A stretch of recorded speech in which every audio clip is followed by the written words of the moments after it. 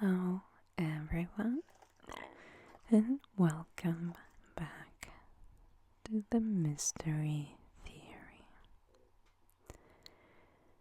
Today, another soft spoken Wednesday. We are going to cover the case of Maria Ridulph. Not sure if it's Ridulph or Ridulph, but I'm going to refer to her as Maria. If you're new around here, this is a true crime ASMR video, so if you don't enjoy it, please click off now. If you do enjoy it and you are coming back to learn about different true crime cases in an ASMR style, please take a second now and give this video a like. Then go down to the comments and leave a comment. You can leave an emoji, you can tell me about you, talk about this video, the case in particular. That way, for free, you are supporting and giving back to the channel. My stomach is making all kinds of noises. I hope they're not distracting. I just had breakfast, so I don't know what the deal is. So thank you for liking and leaving a comment. Now let's move on to Maria's case. This scenario is very well known to me, and it starts on the day it snowed. It was actually the first snow of the year, and if you ever lived in an area where it snows, even the most reluctant of snow or people that dislike snow get a little bit excited for this first snow.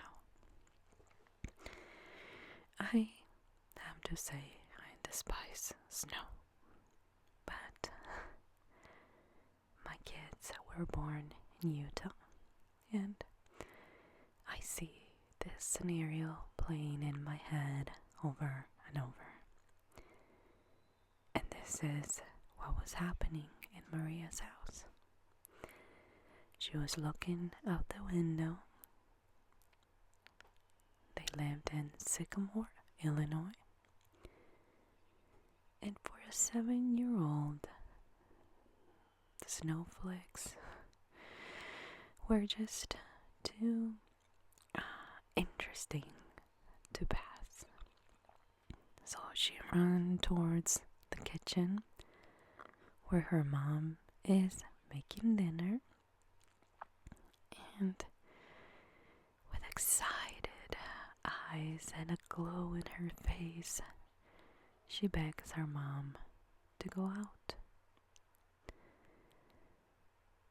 Again, a very well-known picture right now. It is hard to say no to your kids when something as exciting is happening.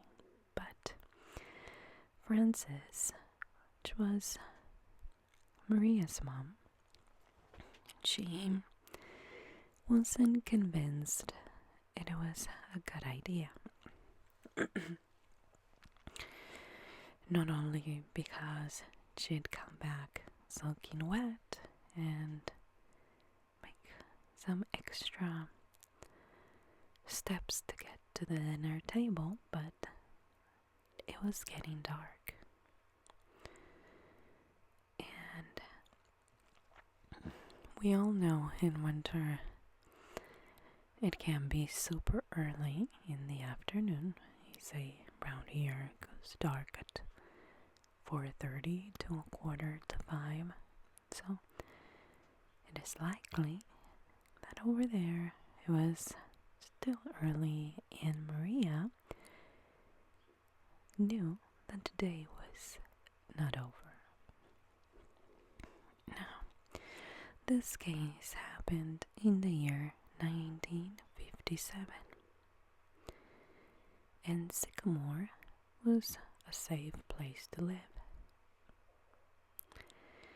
Maria told her mom she wouldn't go far and she'd be back by dinner time. Frances knew her little girl.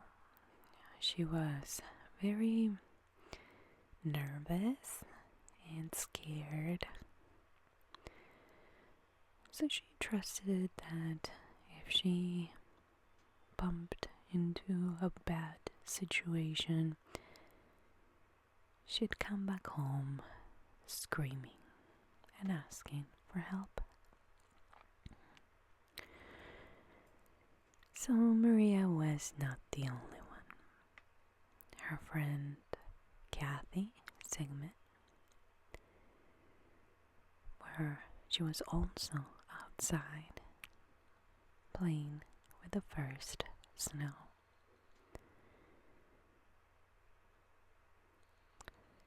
When they decided to play the game Duck the Cars, which is not what you probably are thinking. It's the idea was to stay out of the headlights of oncoming vehicles. So they were kind of hiding behind trees and parked cars. But then a man approached them.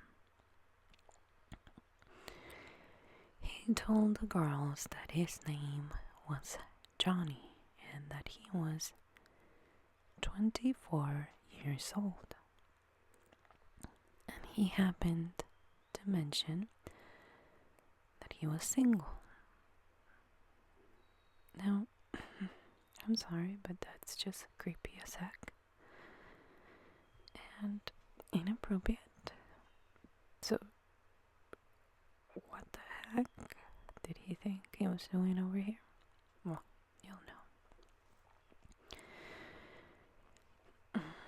He was tall, slender, with a kind of a messy blonde hair, and he had a distinctive gap between his front teeth. He was wearing a festive sweater and spoke in a calm, pleasant tone. Kathy even mentioned that she felt very at ease in his presence. He also asked them if they liked dolls and piggyback rides. Maria said that she did, so he carried her on his shoulders for a while.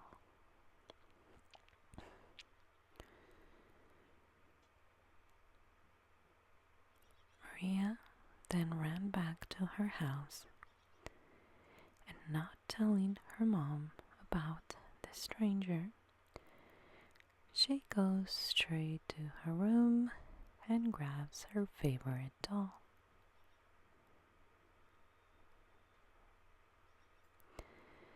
When she comes back, Kathy tells her that she is very cold and that she was gonna go to her house to grab her mittens. When Kathy returned, both Maria and Johnny were gone. Kathy assumed that the stranger left and that Maria had gone home. But still being a smart little girl, she knocked on Maria's door and asked for her.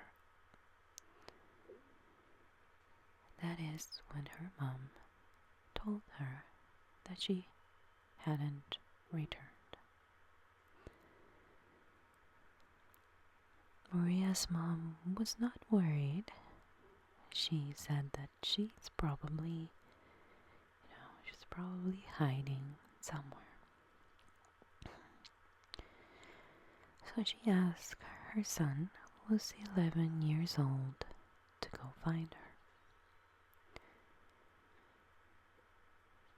20 minutes later, he came back and said that he looked everywhere, but Maria was nowhere to be found.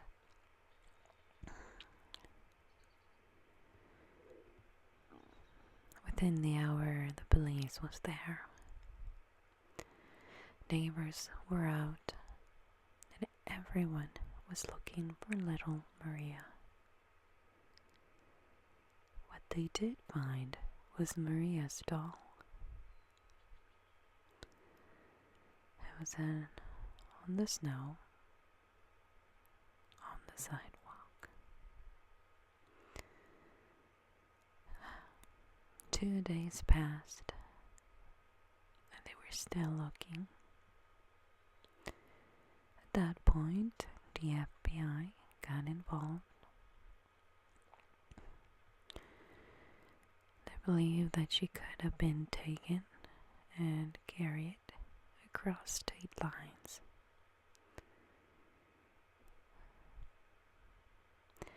They tried everything, but nothing.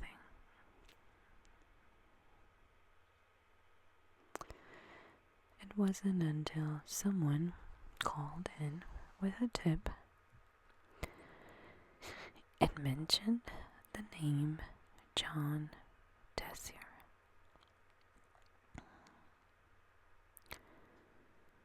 Now, the Tessier family lived just a couple of blocks from the abduction site. He had dropped out of high school.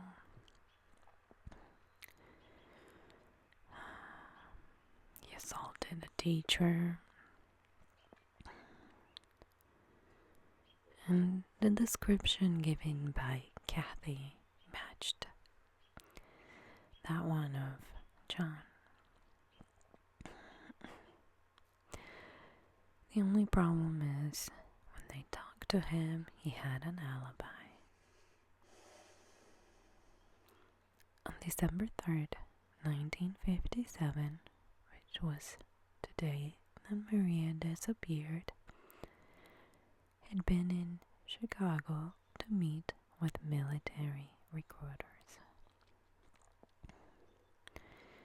He had traveled by train to Illinois the previous day to undergo a physical. Prior to his enlistment to the Air Force.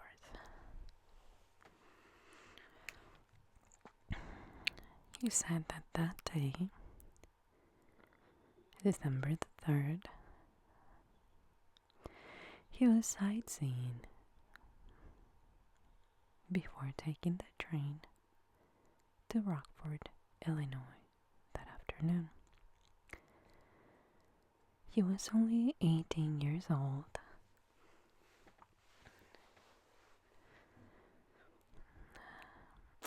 He proceeded to say that that train would have arrived at 6:45 p.m. So he made a call from the post office asking his parents to pick him up. Now, Rockford is 40 miles from Sycamore. So in police's mind, there's no way he could have made it back in time to abduct Maria. The FBI verified the collect call, and he was on the clear. However, some officers still had doubts about him, so he had to take a polygraph. Of course, he agreed to do it. It wasn't something he must. But after he took the polygraph, he left Sycamore for his basic training at Lackland Air Force Base.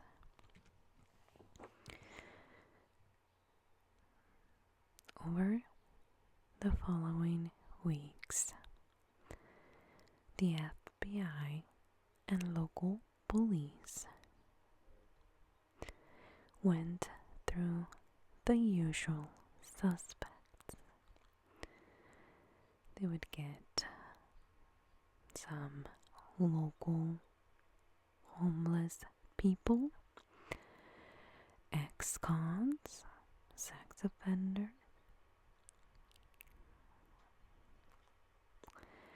and even a local man was questioned purely on the basis that he liked giving piggyback rides to children, which in my opinion is very weird, since we're talking about this case. But all that was happening as Maria's parents started to appear on TV, asking, begging for their daughter's safe return. Even President Eisenhower took an interest in this case, and he requested regular updates from the FBI director. But still, this case was going nowhere. On April 26, 1958, mushroom pickers were walking a wooded trail near Woodbine, Illinois, which is about 100 miles from Sycamore. There, they discovered the skeletal remains of a child, partly concealed under a fallen log. She was dressed from the waist up, and the body was badly decomposed. Dental records would be required to identify her, but the state of decomposition made it almost impossible to determine cause of death.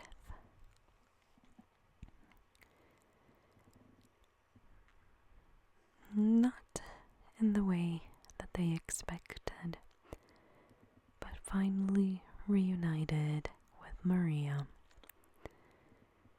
they were able to bury her.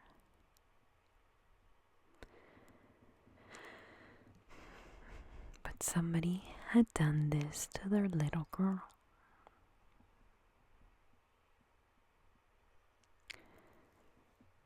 In the meantime, John, the one suspect that they had, was serving with distinction in the Air Force and was now a captain. It took him 13 years.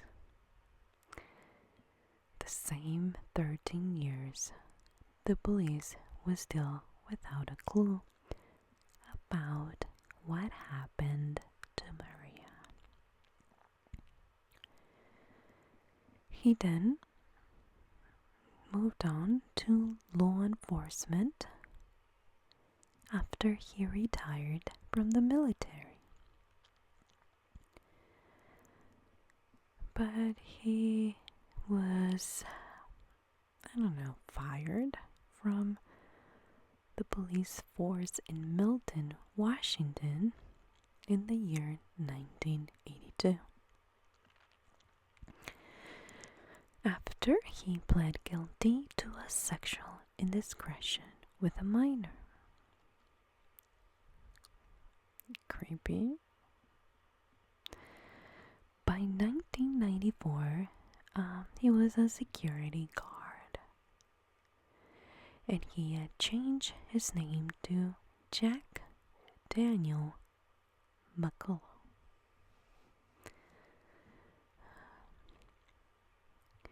In the year 1994, there was also a significant twist in Maria's case.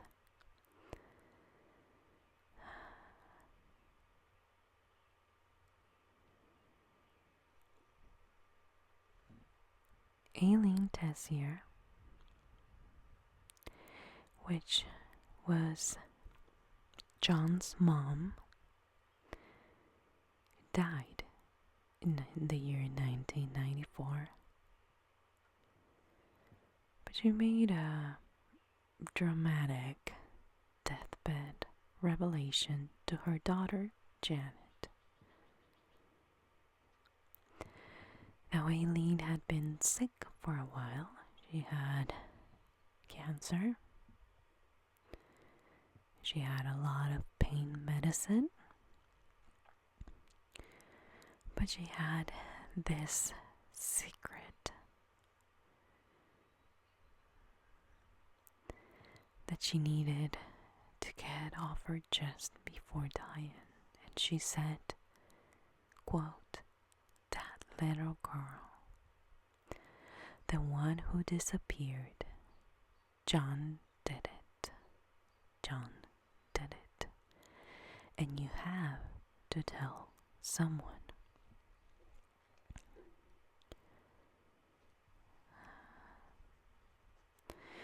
Janet took this statement to, her brother, John Tessier, had kidnapped and murdered Maria. So she... stop.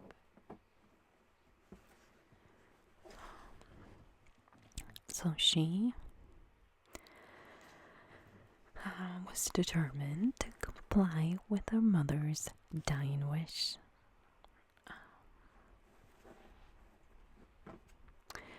She thought that she'd go to the authorities. Hope. No. I'm sorry, but I have a very weird puppy. However, it wasn't as easy as she thought. It took 14 years. And Janet kept trying to get law enforcement interested in this turn in the case. And she kept going and pushing. And finally, in the year 2008, an email to the Illinois State Police did the trick. The message was sent to the cold case unit, who decided to do a background check. John Tessier and his new identity, Chuck McCullough.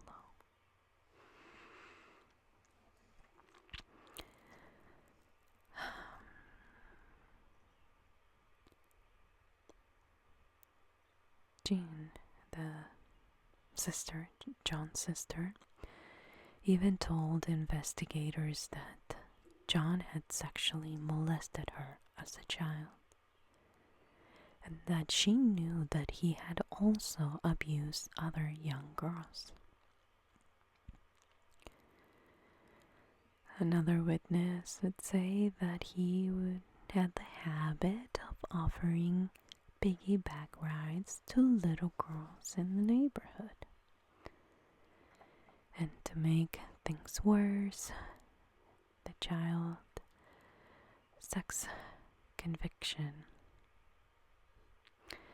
and him being fired from the police department now are just showing a pattern.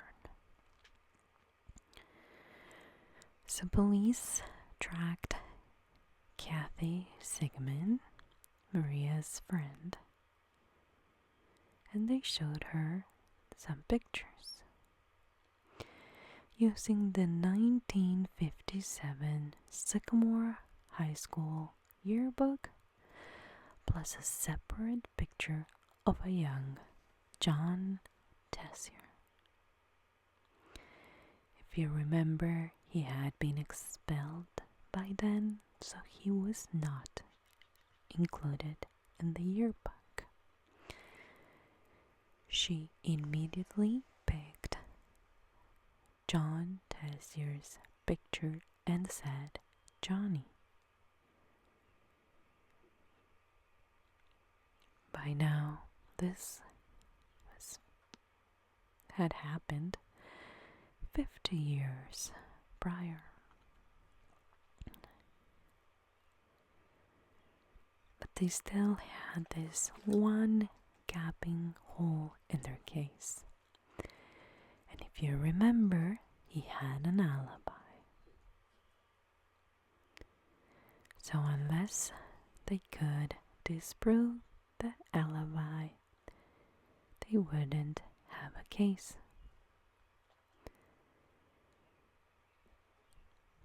So they talked to a former girlfriend of John, and she provided the police most vital piece of evidence yet.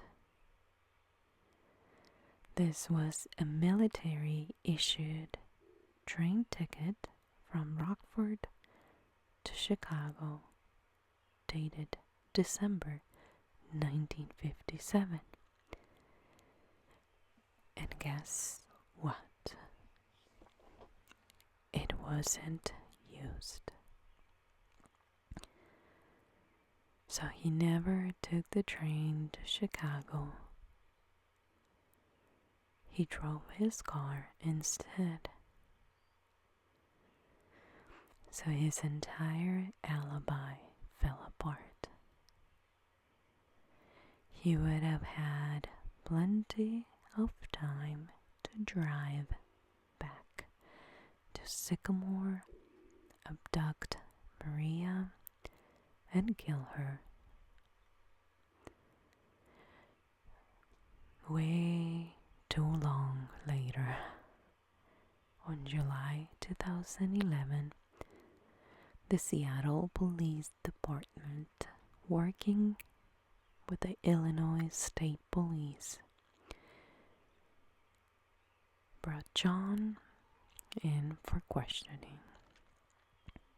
He was calm and cooperative at first, but then, as the questions became more pressing, he lost it. He refused to say anymore. He was read his rights and charged him with the kidnapping and murder of Maria. He was extradited to Illinois, where he was going to face trial.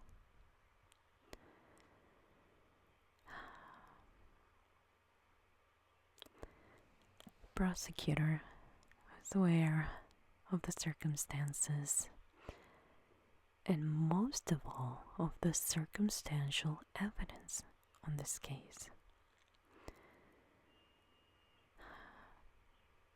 There were a bunch of claims and accusation and a potentially flawed alibi. But they needed physical evidence that would tie him to the victim. So an exhumation order was obtained, and now, 54 years after she was buried, they went through her remains, but they couldn't find any DNA evidence. However, they were able to identify the cause of death. Striations on the sternum and neck vertebrae. That is consistent with wounds inflicted by a long, sharp blade.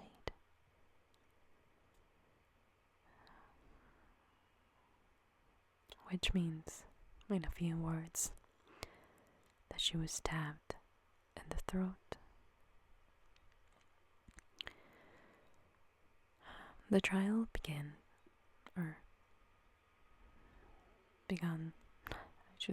in September of 2012.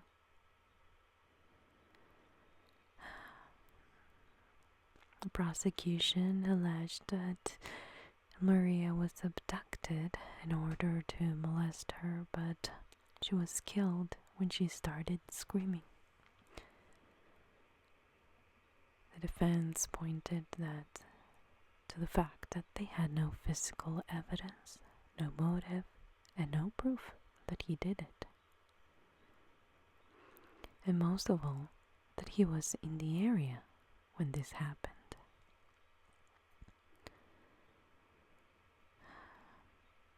It was a hard trial, but in the end, all these questionable things didn't help him, and he was found guilty of kidnapping and murder. He was sentenced to life in prison with parole eligibility after he did 20 years. Now, if you're doing the math with me, you'd know that he was in his 70s already, so it was unlikely to ever be free again.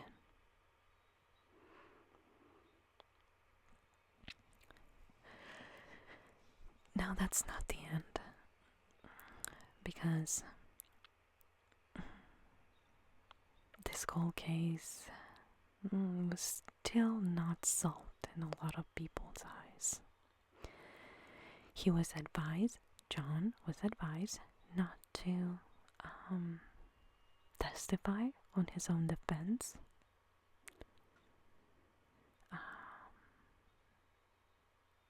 He was maintaining his position. His defense all along is innocence. He appealed, but was denied. But then his lawyers filed a second petition, which under the law had to be assessed by the state attorney. And in the year 2015, a new man was in that office, Richard Schmack. And he was willing to hear him out. So he ordered an extensive review of the evidence, and based on that assessment, he concluded that John was innocent. That all the evidence they had was that collect call made from a payphone. Given the timing of the call and the 40-mile distance, he concluded that John could not possibly have been in Sycamore at the time of Maria's abduction. He was sure of this because the roads were iced up, which would have meant that he would have had to drive extra slow. Even if John had left Rockford immediately after hanging up the phone, according to him, he could not have reached Sycamore by 7. So he concluded that he could not have committed the crime. So in the year 2016, Jack McCullough, who was John Tessier to begin with, his conviction was overturned. And a year later, he was actually declared innocent of the crime.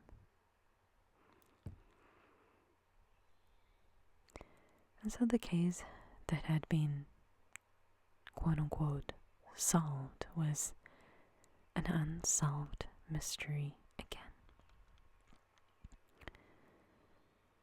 Who could have done this to Maria? All we know is that a young girl was excited to play in the first snow, was taken by a monster who took her that night. At this point, I tend to believe that this monster got away with murder.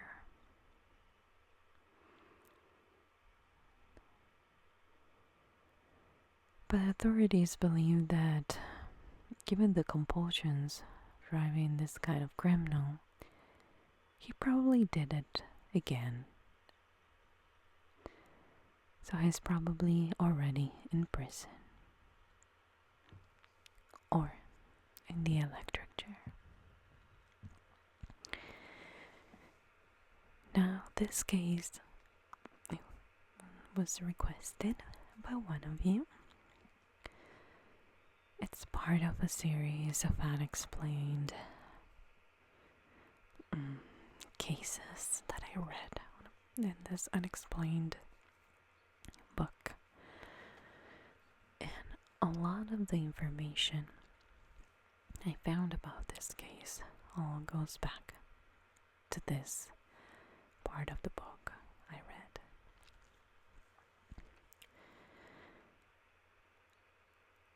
I particularly, this is my opinion, don't think that a mother would die in her deathbed accusing her son of being the killer and abductor of a nearby girl. I also don't believe that Kathy completely forgot about this man's face, and I believe that she was able to identify him in that lineup of pictures. I also believe John's sister. She was abused by him, and that he molested other girls too. So if you ask me, I think this was a horrible mistake made by this state attorney, that decided to go one by one by the code, by the loopholes in the law, and ended up releasing somebody who, in many people's eyes, did something unforgivable.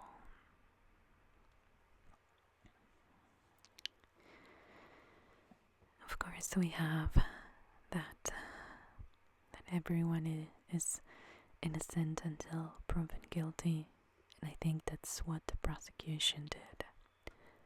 They proved him guilty. Why was this a circus?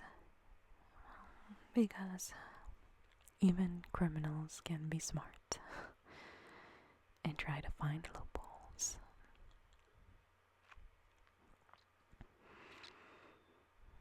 You know, I think that in order to be a lawyer, you have to have some kind of a different moral compass at the time of defending somebody or incriminating another.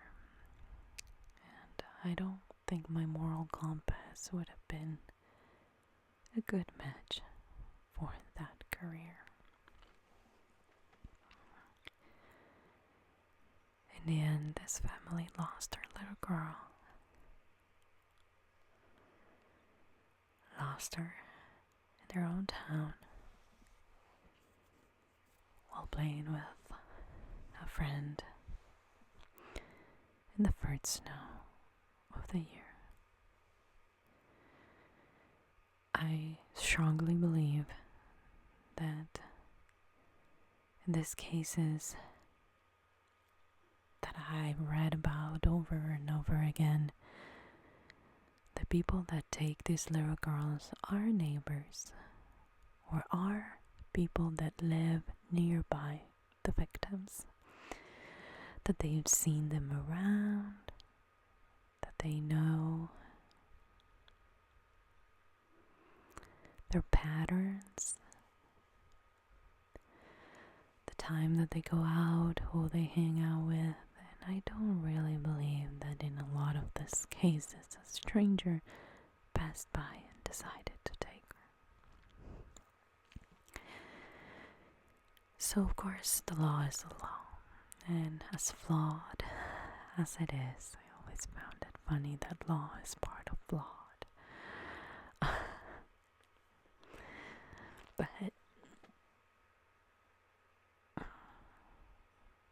I just think that it would have been nice to find an ending to this horrible nightmare. But at the same time, if in fact was John, I mean, he's in his 70s, he lived his life. I mean, yeah, proof that he abused a young girl, even being an officer. I'm sorry. Is it too late? No, it's not. But I feel like he did get away with it because he lived his life. He moved on. While Maria was stuck being a little girl whose body was under a log.